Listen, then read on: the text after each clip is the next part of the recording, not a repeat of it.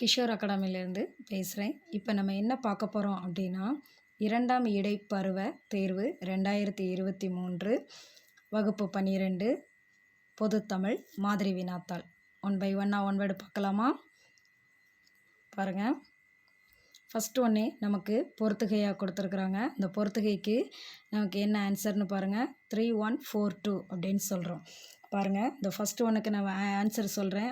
மந்திரிகை அப்படின்னா நமக்கு இடக்கை வாத்தியம். அரசு உவா அப்படின்னா பட்டத்து யானை.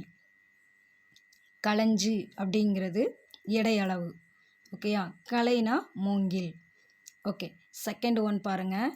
நமக்கு வேறுபட்டதை குறிப்பிடுக அப்படின்னு சொல்கிறாங்க. வேறுபட்டதைங்கிறப்போ உங்களுக்கு 4 ஆப்ஷன்ஸ் கொடுத்துருக்குறாங்க. அதில் சரியான விடை நமக்கு என்ன அப்படின்னு பார்த்தீங்கன்னா காட்சி மறைவு. எப்படி காட்சி மறைவுனா 3மே சேமாக இருக்கும் பாருங்கள். அண்மை காட்சி துணிப்பு அப்படின்னு இருக்குது. செய்மை காட்சி துணிப்பு, நடுக்காட்சி துணிப்பு. அப்போ துணிப்புன்னு 3 வந்துருச்சு. நமக்கு மறைவுன்னு சொல்லி ஆப்போசிட்டில் இருக்கக்கூடியது என்னதான்? காட்சி மறைவு. அதுதான் ஆன்சர். அடுத்து பாருங்கள். அசையும் உருவங்களை படம் பிடிக்கும் கருவியை கண்டு பிடித்தவர் யார் அப்படின்னு பார்த்தீங்கன்னா தாமஸ் ஆல்வா எடிசன். ஓகேயா? அடுத்தது ஃபோர்த் ஒன் பாருங்கள். மாதவி தனது நாட்டிய திறமைக்காக பெற்ற பட்டம் என்ன பட்டம் அப்படின்னு பார்த்தீங்கன்னா தலைக்கோழி அப்படின்னு சொல்லுவோம். அடுத்தது ஃபிஃப்த் ஒன் பாருங்கள். தொல்காப்பியர் குறிப்பிடும் மெய்ப்பாடு அப்படின்னு சொன்னோம்னா எத்தனை அப்படின்னு சொல்லி உங்களுக்கு கொடுத்துருக்காங்க. 6, 7, 8, 9ன்னு கொடுத்துருக்குறாங்க. நமக்கு 8 அப்படின்னு சொல்கிறோம். அடுத்து 6th ஒன் பாடல் லைனாகவே கொடுத்து அங்கே யாரை பற்றி குறிப்பிடுறாங்க அப்படின்னு சொல்லியிருக்கிறாங்க. நமக்கு அதுக்கு சொல்லியிருக்கிறோம் பாருங்கள். பலர் துஞ்சவும் தான் துஞ்சான், விழித்திருந்தவரும் அவரை பாடியவரும், சோழன் நலங்கிள்ளியை கோவூர்கிழார் சொல்லியிருக்கோம். அடுத்து பாருங்கள். 7th ஒன் பாருங்கள். அதிசய மலரின் புன்னகையை உணர்த்துவது. அதிசய மலரில் புன்னகை உணர்த்துவது என்ன அப்படின்னு பார்த்தீங்கன்னா நம்பிக்கை தான். அடுத்தது 8th ஒன் பாருங்கள். உண்டு, பிறந்து, வளர்ந்த இடங்களில் இத்தொடரில் உள்ள பெயரெச்சம். பெயரெச்சம் அப்படின்னாலே நமக்கு என்ன வரும்? இந்த சவுண்ட், அந்த முடியக்கூடிய எழுத்தில் இருக்கும் அப்படின்னு நம்ம சொல்லுவோம். அந்த முடியக்கூடிய ஒரு வேர்டு இருக்கும். அந்த வேர்டில் ஈற்றெழுத்து, இறுதி எழுத்தை நம்ம அது உயிர்மை எழுத்தாக இருக்கும். அந்த உயிர்மை எழுத்தை நம்ம பிரிக்கிறப்போ நமக்கு வரும். சரியா?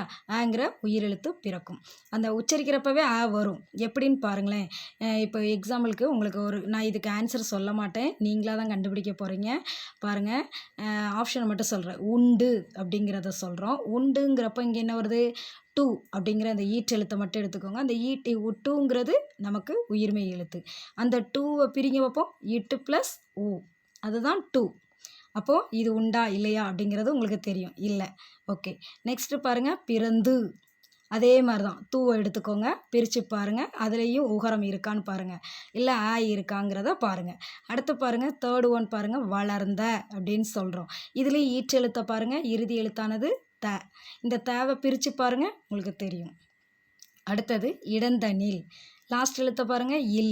இல்லுங்கிறது நமக்கு மெய் எழுத்து, ஆட்டோமேட்டிக்காக வராது.